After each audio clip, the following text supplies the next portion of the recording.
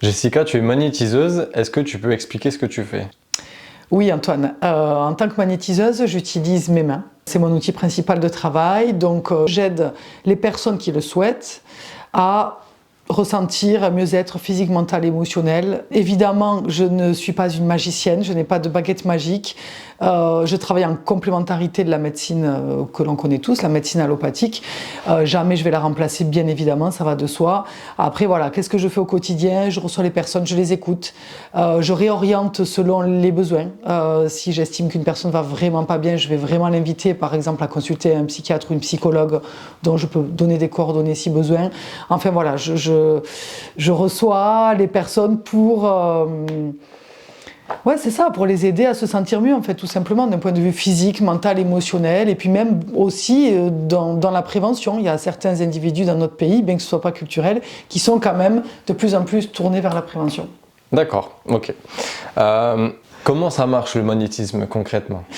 Donc en fait, le magnétisme, il faut savoir que c'est quelque chose qui existe depuis, a priori, le temps préhistorique, donc ça remonte à bien longtemps. En tout cas, le magnétisme, alors en fait, d'un point de vue, c'est vrai que moi j'aime beaucoup la physique quantique, parce qu'on est sur l'infiniment petit. Comment expliquer quelque chose d'invisible à l'œil? Voilà, donc il y a des personnes scientifiques, des individus qui se sont vraiment penchés déjà sur la question. Donc en fait, il faut savoir, donc selon les travaux de Gould et Kirschvink, donc des professeurs américains, qui expliquent qu'en fait, un atome est constitué de 0,0001% de matière et de 99,99999% de vide. Donc en fait, on serait constitué a priori à 100% quasiment de vide, ce qui est juste incroyable. Et en fait, selon la physique quantique, le vide, ce vide-là, est constitué d'énergie et d'information. Et les fameux travaux donc, de Gould et Kirschvink, dont parle très bien le professeur Yves Rocard en 1981, prouvent qu'en fait, certains individus sont constitués en fait de cristaux de magnétite, donc de ferromagnétite, à certains endroits du corps, notamment les arcades sourcilières, la nuque, le bas du dos, les coudes, le gros orteil, les genoux, enfin, et des mains bien évidemment, et de silicium. Et en fait, si tu veux, cette ferromagnétite permet en fait de capter et de ressentir le champ électromagnétique de l'environnement, d'un individu, parce qu'on est tous en fait constitués, on va le voir après j'imagine peut-être, on est tous constitués de ferromagnétite et de silicium, donc des aimants on va dire naturels. Certains en ont un taux supérieur à la moyenne, ce qui fait qu'en fait il y a cette capacité de transmission de fluide, d'énergie. En fait, c'est un fluide énergétique invisible. Comment il agit dans le corps du receveur?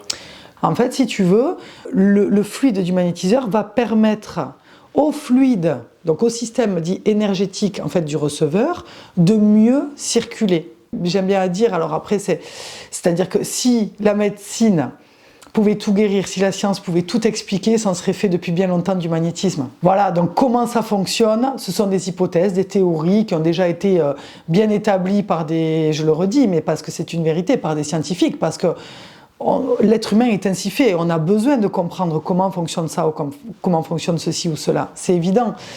Ça nous rassure aussi peut-être quelque part. Le fait d'avoir une circulation d'énergie, c'est ça qui permet de soulager soit des douleurs, soit des états émotionnels trop forts. Exactement. En fait, ça relève, si tu veux, du principe qui est indiscutable et irréfutable d'auto-guérison dont on est tous dotés. C'est-à-dire que le corps humain, par exemple, tu vas te couper un petit peu, tu vas te faire une égratignure. Tu es d'accord avec moi que tu n'as pas besoin d'aller à l'hôpital pour te faire suturer, bon, sauf grande plaie, évidemment, je parle d'une égratignure. Ton corps, de manière naturelle, innée, va activer ce processus d'auto-guérison pour cicatriser ta plaie. Et bien en fait, c'est ça l'idée, si tu veux, du magnétisme, c'est de permettre en fait au principe d'autorégulation, on peut parler, de se mettre en action en fait. Comment ça se déroule une séance? Alors, j'aimerais préciser quelque chose.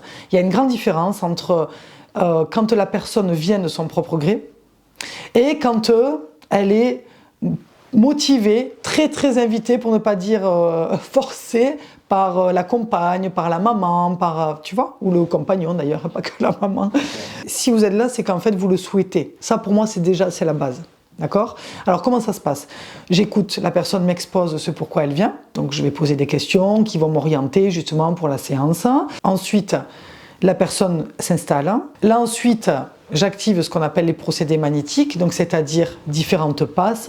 Exemple, quelqu'un qui va me voir pour une grande fatigue. On est d'accord que d'un point de vue fréquentiel, d'un point de vue polarité, aimant, je vais plus activer des polarités plus pour redynamiser. Quelqu'un qui vient me voir qui n'arrive pas à dormir, on va parler par exemple de survoltage, si je dois faire une traduction énergétique, même électrique, électromagnétique. Là, je vais plutôt faire des passes calmantes, du moins en charge en fait, en pour polarité. qu'on comprenne, en gros, c'est le moins et le plus. Et c'est comme une pile en fait. Ok. Ni plus ni moins. Nous sommes des piles en fait. Nous sommes des piles. L'homme est une pile. C'est ça. Et donc voilà, donc là j'active les procédés magnétiques. Ensuite, j'harmonise. Enfin, grâce à mes mains, du coup, donc il y a des passes particulières. Et ensuite, échange, s'il y a des questions ou autres, j'y réponds. Et puis je reste disponible, bien évidemment, si la personne en post-séance a des besoins ou des questions particulières. Alors, pour quelles raisons on vient te consulter le plus souvent ? Alors, le plus souvent, on vient me voir le plus souvent pour des problèmes donc, de troubles du sommeil. Et tout ce qui est en lien donc, avec le système nerveux, c'est-à-dire l'anxiété, les angoisses, le mal-être en fait en général, hein, plus au niveau psycho-émotionnel on va dire, d'accord, le stress, burn-out, beaucoup d'accompagnement au niveau pro pour les maux de dos, c'est ce qu'on appelle les troubles fonctionnels du stress. Et ensuite, il y a effectivement diverses manifestations dans le corps. Hein. Ouais. Donc les maux de dos, notamment lombalgie, sciatique et les maux de cervical également, cervicalgie, on vient me voir pour ça. Également les troubles de la fertilité, en complément, alors bien évidemment on s'entend, et tout ce que je précise, la première question, la première question que je pose à la personne qui est venue me voir, évidemment c'est tellement évident que je viens de le préciser, c'est qu'en pense votre médecin, ça c'est fondamental. Je ne reçois pas quelqu'un qui n'est pas allé voir son médecin, qui n'a pas donc reçu un diagnostic médical de la part de son médecin généraliste. C'est d'une évidence implacable, mais c'est important pour moi de le préciser. Barrer le feu après des radiothérapies. Ouais. C'est vrai que j'ai énormément de patients en cancéro, énormément. Okay. Énormément. Et également tout ce qui relève de la petite enfance, puisqu'on le verra aussi, mais j'ai une spécialisation en naturopédiatrie, puisque je suis également naturopathe. Et donc à ce titre-là, en plus des conseils prodigués en alimentation ou en plantes ou autre, c'est vrai que les personnes viennent me voir pour les coliques, les érythèmes fessiers, les problèmes de dents, enfin les problèmes quand les dents poussent, c'est douloureux, okay. On s'en souvient pas, mais les troubles du sommeil chez l'enfant, etc. Voilà, en gros c'est ça, troubles du système nerveux, troubles digestifs également, maux de dos, infertilité, cancéro et tout ce qui relève de la naturopédiatrie, du bébé, la petite enfance. Après, je n'agis absolument pas sur tout ce qui est maladies infectieuses, maladies cancéreuses.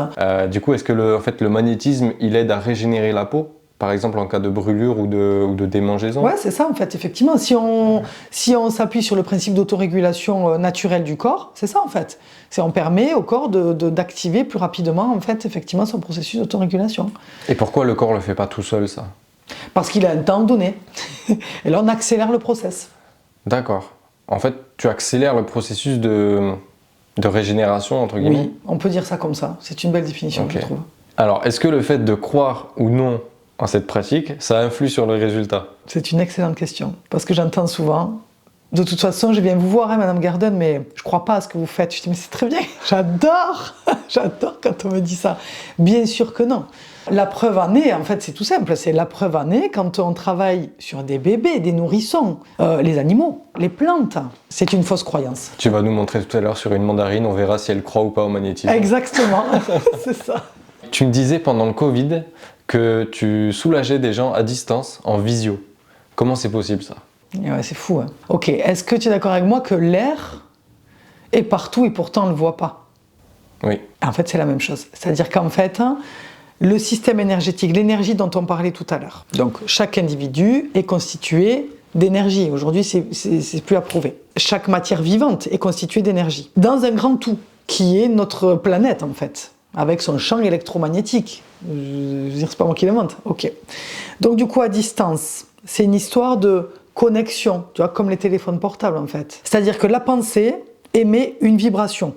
Elle émet des fréquences. Donc, il est certain que pour travailler à distance d'une personne, la première des choses, il faut que la personne, elle soit consentante. Sinon, ça peut relever en fait de la violation d'énergie en fait quelque part. Tu vois, ça c'est très important. Donc, à partir du moment où la personne elle demande la séance, on va se connecter. Elle connaît mon nom, mon prénom, mon nom, je connais son prénom et son nom. Je demande souvent, il peut y avoir des homonymes sur Terre, donc sa date de naissance. Souvent, une photo. Par exemple, pendant le Covid, je crois que je t'en avais parlé, il y a une dame qui habitait à Dakar et qui était atteinte, la pauvre, d'une zone ophtalmique, qui était très impressionnante. On avait fait une visio en une séance. Fini. Les résultats sont similaires. Ça demande beaucoup de concentration, d'intention, donc le pouvoir de l'intention, la connexion en fait énergétique. Soit j'ai la photo, soit pour X raison j'ai pas eu accès à la photo, c'est pas grave. À partir du moment où j'ai le prénom, le nom, la date de naissance. Sur un papier, une feuille, je dessine un bonhomme allumette en fait, avec le nom, le prénom, la date de naissance de la personne. Je fais comme si la personne était sous mes mains. Et je vais travailler directement sur le papier en me disant, voilà, en fermant les yeux, je travaille beaucoup les yeux fermés, comme si j'avais la personne sous les mains. Et d'ailleurs, ce qui est intéressant, ce que j'adore faire, c'est par exemple d'avoir la personne en direct, tu vois, soit par téléphone, soit en visio. Elle ne voit pas ce que je suis en train de faire là où je suis en train de travailler, par exemple. Et elle me dit, oh là là, par exemple, ça chauffe là. Mais oui, je suis sur votre genou à ce moment-là. L'esprit humain est complètement consterné et peut-être même a des peurs du fait de vivre une expérience qu'il ne sait pas expliquer, en fait. Comment tu fais pour savoir sur quelle zone du corps tu vas travailler? Personnellement, je travaille quasi exclusivement avec les yeux fermés parce que je trouve que je ressens plus. Et donc, je vais passer ainsi, tu vois, et me laisser guider. Et en fait, donc à quelques centimètres au-dessus du corps de la personne, j'ai pas besoin de toucher. Donc c'est ce qu'on appelle, en fait, palper la couche énergétique. D'ailleurs, parenthèse, excuse-moi, mais très intéressant, c'est l'effet Kirlian, la photographie Kirlian, qui prouve qu'en fait, si tu veux, donc c'est un système de photographie particulier qui montre un halo lumineux en fait autour d'un individu, même autour d'une feuille. Et ce qui est le plus troublant, c'est qu'une feuille morte, tu vois, d'arbre, dont une partie a été sectionnée, avec cette imagerie en fait Kirlian, on voit que même la partie finalement coupée, il y a toujours le champ électromagnétique. Donc on peut s'interroger, tu sais, les personnes amputées, on appelle ça les membres fantômes. Mais en fait, il y a toujours le champ énergétique, si tu veux. Et donc ça explique aussi, ça répond à ta question, c'est-à-dire comment on fait. Eh bien, du coup, on palpe, on scanne, et dès qu'il va y avoir une sensation, ça dépend des magnétiseurs, et ça dépend de la personne, ça dépend de plein de choses, il n'y a pas de règle. Soit du chaud, soit du froid, soit des picotements, fourmillements, ou des pics. Moi, parfois, j'ai même des pics comme si on m'enfonçait des aiguilles au niveau de la pointe des doigts, tu vois, du bout des doigts. Là, je sais qu'il y a quelque chose à travailler. Comment on peut vérifier si on a du magnétisme? Est-ce qu'il y a une manière simple de le faire? Une technique chez soi, par exemple? Alors, c'est un test qui est rigolo. Moi, après, voilà, c'est un test qui est très, très connu. On dit que si la pièce reste collée sur ton front, c'est qu'en fait, tu es doté de capacités magnétiques. Tu veux essayer? Et tu baisses la tête, là? Si tu baisses la tête, elle tombe. Ah, elle tombe quand même. Mais est-ce que ça peut pas coller juste parce qu'on transpire un peu? Je sais pas. Bon, moi, je transpire pas personnellement, mais si tu veux. Du coup, là, tu vas pouvoir me dire si moi j'en ai. C'est là? Oui. Ok. J'en ai pas. Je n'ai pas. Si, tu en as. On l'a vu, on en a tous, plus ou moins. Oui. Bon, ça c'est un petit test rigolo. Voilà, je m'amuse à... Voilà, c'est un test... Après, comment on le teste? Eh bien, il y a le fameux, justement, exercice avec les agrumes, notamment, ou un bout de viande crue. Et après, tout simplement, s'exercer. En fait, si vous avez un animal, si une personne a un animal et qui, à un moment donné, voilà, je sais pas, un petit souci, qui ne nécessite pas une consultation veto, pourquoi pas, voilà, poser les mains sur votre chat, votre chien. Enfin, je sais qu'il y a beaucoup de confrères, consoeurs qui ont commencé comme ça. Moi, perso, j'ai pas d'animaux, donc c'est pas du tout comme ça que c'est arrivé. Mais je sais que c'est quelque chose qui se fait. Est-ce que des fois tu travailles en collaboration avec des médecins qui te recommandent? Alors je travaille beaucoup avec une psychiatre, avec une gastro-entérologue aussi. Après par contre je travaille énormément avec des psychologues, donc qui ne sont pas des médecins, mais qui relèvent quand même du paramédical. Et là je travaille beaucoup avec des psychologues, des ostéopathes. Et ensuite bien évidemment les dermatologues et les podologues m'adressent à des personnes avec des verrues. Ah ouais, les verrues. Et oui, j'en ai pas parlé, mais voilà, les verrues. Ah, tu fais aussi les verrues alors? Et oui. Alors, il n'y a pas 100% de réussite, mais comme tout en fait, comme voilà. Est-ce qu'on peut se soigner énergétiquement par nos propres moyens?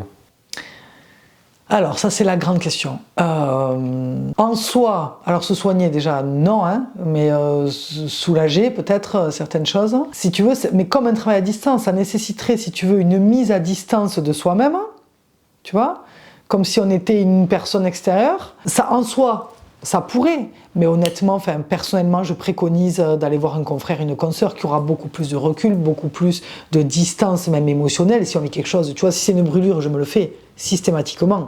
Tu vois, une brûlure due à l'utilisation voilà, quotidienne dans la cuisine, par exemple, ça peut m'arriver. Je vais m'arrêter le feu. Ça, je ne vais pas voir un collègue pour ça. Par contre, pour des choses un peu plus importantes, parce que je reste un humain, donc j'ai des problèmes comme tout le monde, là je vais voir, et je conseille voilà, d'aller voir des confrères et des consoeurs. D'accord. Bien sûr. Ok. Bien sûr. Est-ce que tu aurais une histoire étonnante à raconter à travers ton expérience, une histoire qui t'a marqué? Et j'en ai trois en l'occurrence qui m'ont pas mal marqué. Ouais. Donc il y en a une. C'est une dame qui est institutrice, directrice d'école, qui vient me voir, qui n'arrive pas à tomber enceinte, qui fait des FIV et ça fonctionne pas. Donc je la reçois, elle m'explique tout ça, donc il y a un contexte stress forcément, donc qui agit sur, bon, peu importe, mais pas que. Et donc elle s'installe sur la table, donc avec mon pendule, oui, parce que ça on n'en a pas parlé, mais peut-être que ça t'intéressera en suivant, mais donc c'est une antenne en fait, ni plus ni moins, donc je pose des questions.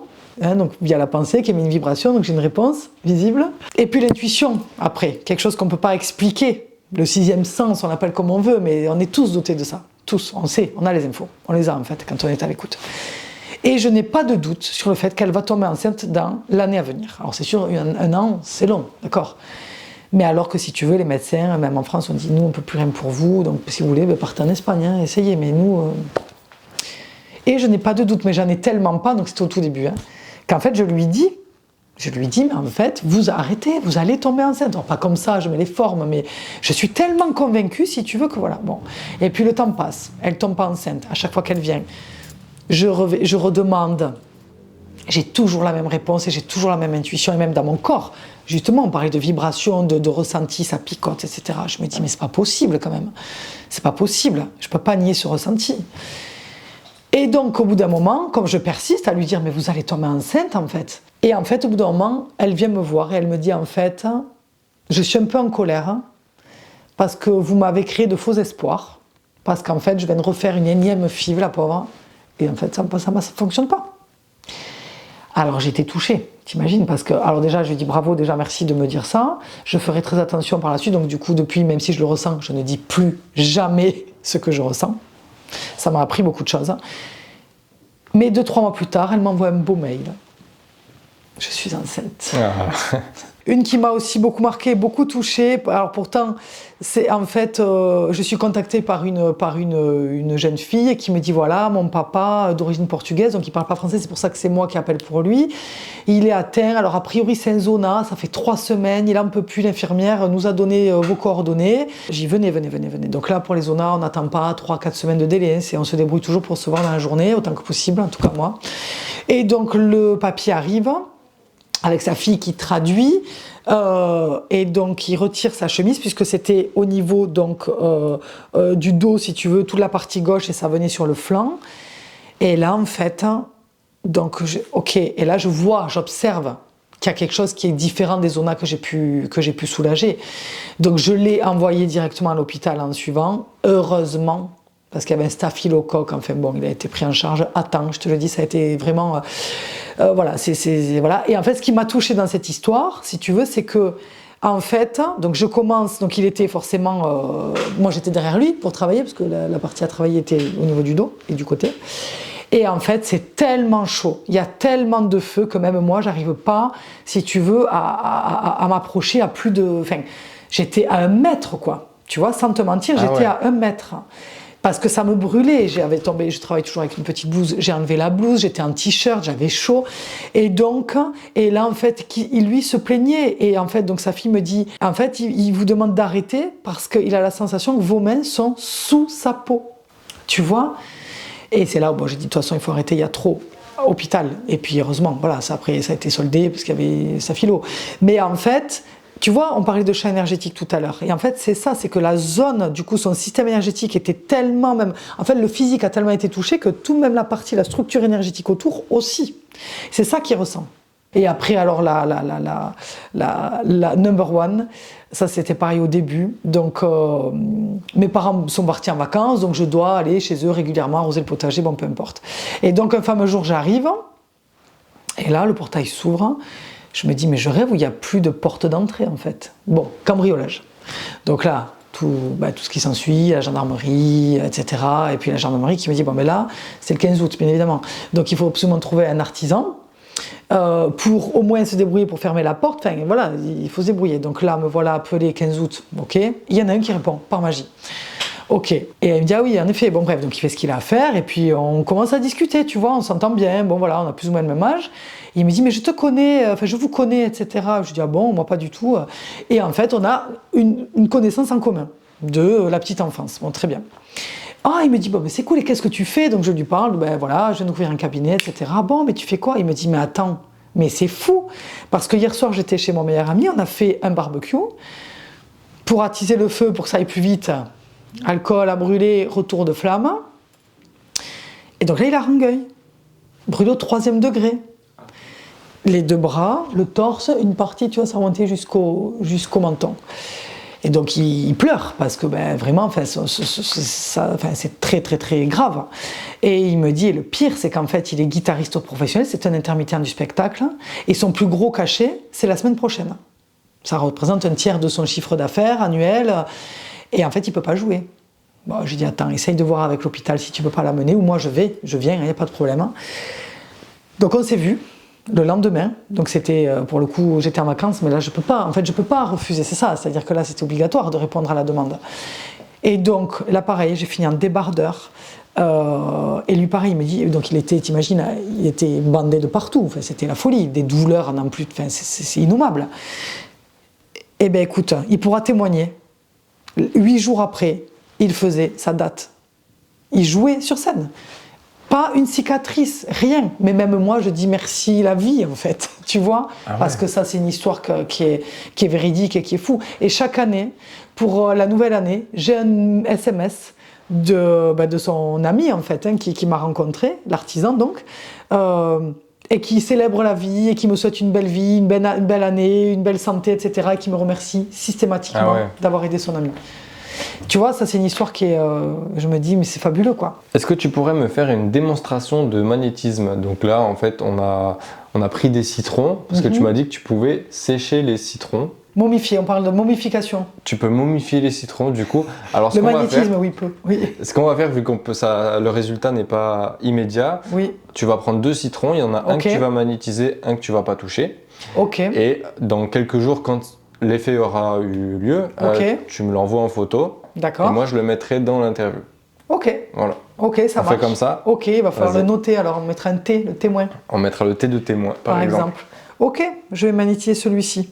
C'est le plus mûr. Alors, comment on fait pour magnétiser un citron? En fait, on le dépose dans la main en creux et on va positionner l'autre main par-dessus. Alors, peu importe le sens des mains, peu importe la gauche ou la droite, d'accord? Sans appuyer trop fort. Juste, on reste. Je vais du coup le travailler un petit peu chaque jour. Pendant 3-4 jours. Bon, allez, on va dire 5 minutes par jour. Donc peut-être au total 20 minutes, on va dire, pour te donner une idée. Et après, je vais le laisser, je ne le touche pas. Et après, ça va processer tranquillement. Ça va continuer. Et on verra le résultat, je le mettrai en photo sur là, maintenant. Donc là, voici un échantillon de mandarines et de citron que j'ai déjà momifié il y a quelques années, puisque certains, j'ai écrit la date, 2010, décembre 2010. Ah ouais. Et, donc ça, c'est une mandarine. Tu veux la prendre dans tes mains? Oui. Regarde, c'est tout dur, tout léger. Elle n'a pas pourri. Et non. Là, pour le coup, en fait, il est, tu vois, pour qu'on puisse peut-être... Ah ouais. On entend même les petits grains. On sèche, en fait, tout ce qui va être eau, il n'y a plus d'eau. Tu vois, l'autre? Ça, c'est une grosse mandarine. Et ça, c'est un morceau de bavette cru. Et du coup, il n'y a aucune odeur. Tu veux toucher, c'est dur, c'est tout sec. Ça, c'est de la bavette. C'est de la bavette. Séchée, du coup. C'est vrai qu'on aime bien travailler avec la bavette pour les tests parce que c'est ce qui ressemble, on va dire, un peu plus aux fibres musculaires, tu vois. La bavette, tu vois, elle est striée. C'est la viande rouge, bon, nous aussi. Et ça nous permet de voir si on peut bien agir sur tout ce qui est cicatrisation, du coup, les chairs. Alors, tu es aussi naturopathe. En quoi ça consiste? Oui, la naturopathie, en fait, elle est basée sur le principe d'énergie vitale de l'organisme, en considérant, si tu veux, l'individu dans sa globalité, donc avec les différents champs qui lui sont propres, donc le plan, en l'occurrence le plan physique, le plan émotionnel, le plan psychique, le plan énergétique, on en parle depuis tout à l'heure, et le plan environnemental. Et donc en fait, c'est à travers des supports de techniques naturelles où on va conseiller, on va accompagner la personne vers un mieux-être. Et l'idée vraiment de la naturopathie, alors après il y a divers courants on peut dire, mais moi j'aime bien, c'est vrai, travailler de manière globale, donc plus la naturo-hygiéniste qu'on appelle, où on va permettre à la personne d'optimiser en fait son capital santé et sa vitalité. Qu'est-ce que tu penses de la place qu'a le magnétisme aujourd'hui en France dans l'opinion publique ? Je trouve qu'il y a quand même encore de la réticence, il y a encore ce grand combat entre la médecine allopathique et ce que nous on peut proposer qui est totalement complémentaire en plus. Du coup, pour finir, je te propose de parler de quelque chose d'important qui est en rapport à ton expérience. Ok, ce qui est important pour moi, il y a plein de choses. Qu'avant toute séance, sachez qu'en fait, on se prépare. En tout cas, il vaut mieux. C'est-à-dire qu'on ne va pas comme ça travailler sur quelqu'un. Je veux dire, au même titre que quand on se réveille le matin, on va se doucher, se préparer, s'habiller pour sortir dans la rue. Ben là, c'est la même chose. En fait, on va. Alors, chacun ses rituels, chacun ses habitudes. Là, il n'y a pas de règle absolue. Mais en tout cas, se préparer. Voilà. L'avant et l'après-soin. Parce que là, et l'après-séance, pardon. On a beaucoup parlé de la séance elle-même et voilà comment ça se passe. Mais il y a un avant et un après qui sont fondamentaux en fait. Voilà, on va nettoyer justement le champ électromagnétique et après en pensée justement couper après la relation en fait avec la personne qui est venue nous voir, parce qu'on reste des humains. Il y a forcément, je pense à une personne en ce moment que j'accompagne en cancéro voilà, qui se généralise malheureusement et avec qui j'ai forcément créé du lien. En fait, alors c'est pas forcément, c'est parce qu'en fait, humainement, il y a des atomes crochus. D'ailleurs, le courant passe. Parenthèse. Le courant passe. Et c'est vrai que ça me demande un effort et je dois le faire, de couper en fait ce lien énergétique, ce lien d'affect. Je me souviens au tout début, une de mes tantes atteinte de psoriasis qui fait une crise et qui me dit, tu veux pas, au tout début, tu veux pas essayer? Je dis mais si, allez on y va, tu vois, le soir, un samedi soir, après un repas, allez on y va. Donc je donne tout, c'est ma tante, tu vois, puis je veux essayer, c'est le tout début, je veux prouver que je peux, tu sais, il y avait encore le jeu, alors que là, clairement, l'ego, pas du tout, en fait, c'est vraiment aussi une des choses à mettre de côté, on est juste voilà, on transmet tranquille, Alors, on va rester à notre place d'humain, non mais c'est vrai, et du coup... Et bon, très bien, après je rentre chez moi, parfait, le matin je me réveille, hop, j'ai un petit rituel, bref, je mets de l'eau froide sur mon visage, et là en fait, en faisant ce geste, je me dis, mais c'est pas vrai, du pso plein les mains. Du quoi? Du psoriasis. Ah ouais? En fait, je l'avais enlevé à ma tante, et là je l'appelle, elle me dit, j'allais t'appeler, j'ai plus rien à la cheville, mais toi t'en as plein les mains. Je dis, exactement. Donc j'ai appelé un de mes confrères, et je dis, écoute, il s'est passé ça, il me dit, le parcours du débutant. Et donc il est venu et voilà, il m'a enlevé, et voilà, puis c'est tout. Et après il y a quelque chose aussi que tu n'as pas abordé et c'est intéressant et tant mieux, mais c'est souvent, je vais m'entendre dire, ok, donc du coup tu crois en Dieu ou tu fais des prières, ou tu vois, il y a vraiment quand même un côté, je trouve encore dans le magnétisme qui est très relié à l'ésotérique, à la religion, à tout ça, tu vois. Alors qu'en fait, c'est pas forcé. En fait, ça c'est très personnel, chacun croit en ce qu'il veut. Mais c'est pas ça qui va faire que on va être un bon ou un mauvais magnétiseur, en fait. Ok. Est-ce que tu peux répondre à la question de Francky, qui est praticien en hypnose, que j'ai reçue la dernière fois, qui est donc quelle est la part innée dans le magnétisme et quelle est la part qui est acquise? Bon, je pense qu'on a déjà répondu à la question. Oui, du coup, pour le répondre, est-ce que tu peux faire un petit résumé? Bien sûr. Alors, je pense qu'il y a une part d'inné, alors je ne sais pas si je peux dire du 100%, mais quasi, en fait, puisque du coup, on l'a bien vu, ça dépend aussi du taux de cristaux de ferromagnétité et de silicium dans notre corps, où les personnes dites magnétiseurs ou magnétiseuses, donc en sont dotées de manière plus importante que la moyenne. Après, est-ce qu'il y a une part d'acquis aussi ? Peut-être dans le sens où c'est sûr que plus on va s'exercer, s'entraîner, c'est comme tout talent en fait. Moi j'aime beaucoup parler de capacité. C'est une capacité, comme peut-être as-tu la capacité toi de dessiner sans avoir pris un cours de dessin. Moi, pas du tout. C'est une capacité qui est sous-développée, tu vois, chez moi par exemple.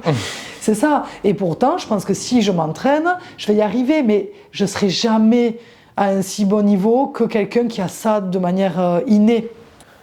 La prochaine fois, je reçois Fabienne, qui fait de la médecine traditionnelle chinoise, Est-ce que tu aurais une question à lui poser? Oui, alors il faut savoir que moi je suis passionnée par la médecine traditionnelle chinoise. Alors j'ai une question à lui poser. Alors Fabienne, si tu devais conseiller 5 points énergétiques à stimuler en automassage chaque jour, quels seraient-ils et pour quelles raisons?